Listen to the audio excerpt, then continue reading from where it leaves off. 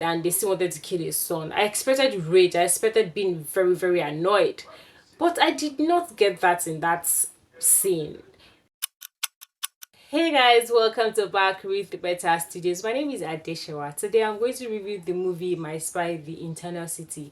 This is the part 2 of My Spy that was released in 2020. This movie tells us about JJ and his stepdaughter slash protege and the adventure that turned into a mission in the Vatican City. Starring Dave Bautista, Coleman, Kristen, Schaal, Jeong, and others. Directed by Peter Schaal. The story is interesting. It's a good combination of action and comedy, although some comic parts were not really funny to me.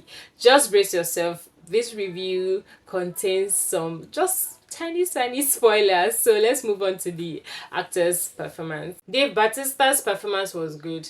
He's actually one of my best wrestler turned actors.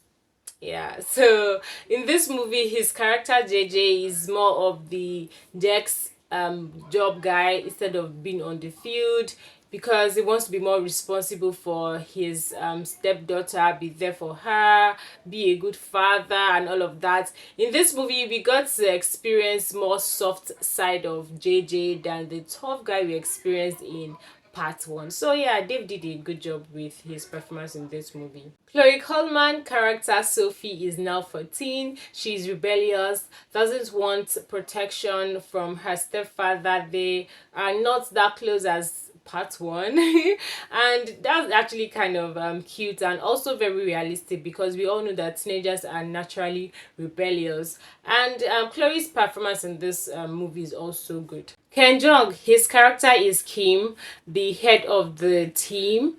I would say Ken's performance in this movie, in this part 2, is fair, and this is why I'm saying is fair. There was a scene where the scene actually his son was going to be killed, and I told you guys there are going to be spoilers. And after I gave them what they wanted and they still wanted to kill his son, I expected rage. I expected being very, very annoyed. But I did not get that in that scene.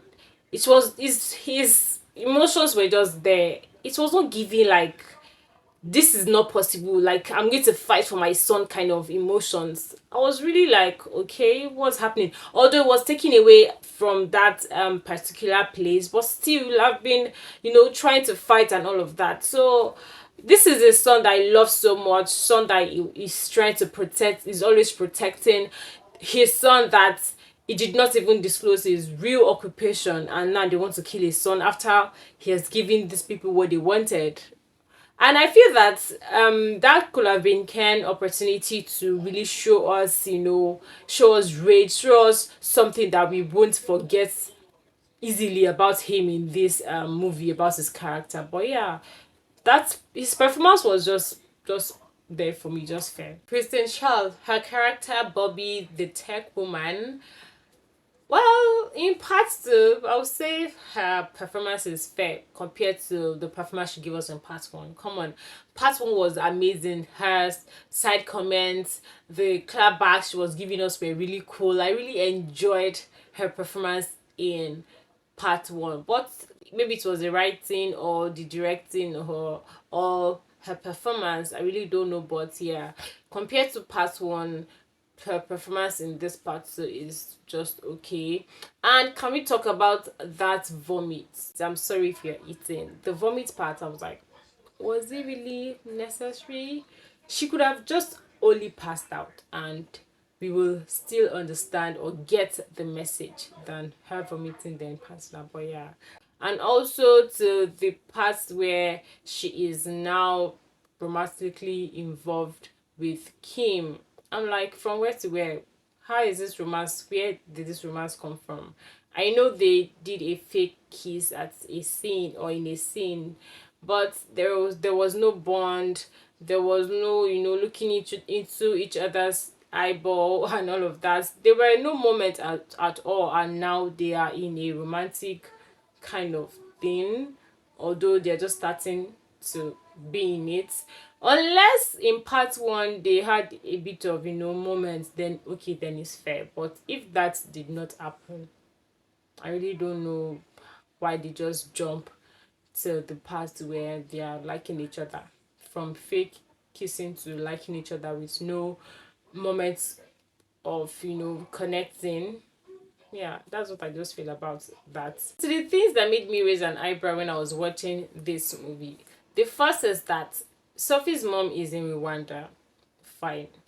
She did a video call at the beginning of the movie. Good. But till the end, we did not get to see her again. I'm like, that's not realistic enough in my opinion. Because she could have just maybe called once, or us just seeing her in a scene, calling just to check up on the family and all of that. That would have given a more realistic feel than us not even seeing her till, if like we just saw her just once, just like once. The second is Kim's son. His name is Colin. The scene, he was told that someone he is familiar with is a terrorist, and he just had this calm facial expression. I'm like, okay. It's just like telling me my neighbor is a terrorist. The neighbor I see every day, the neighbor I know is a terrorist. Like, I'm going to be surprised. That was the expression I was, anticipating to see, but the calm facial expression was not really what I kind of wanted or what I was expecting to see in that scene. This movie, My Spy the Internal City, is a good watch, but I prefer part one to this part. So but you're going to enjoy it. It's available on Prime Video, so have a good time. It's not a movie you're going to watch and you're going to regret, really, but still I prefer part one to part two. This is my review for My Spy the Internal City. If I am to rate this movie, it's going to be a 7 or a 7.5. That is going to be my rate for this movie. Please don't forget to subscribe. If you haven't subscribed, just click on the subscribe button, okay? My name is Adeshawa, and I hope to see you in my next review. Bye bye.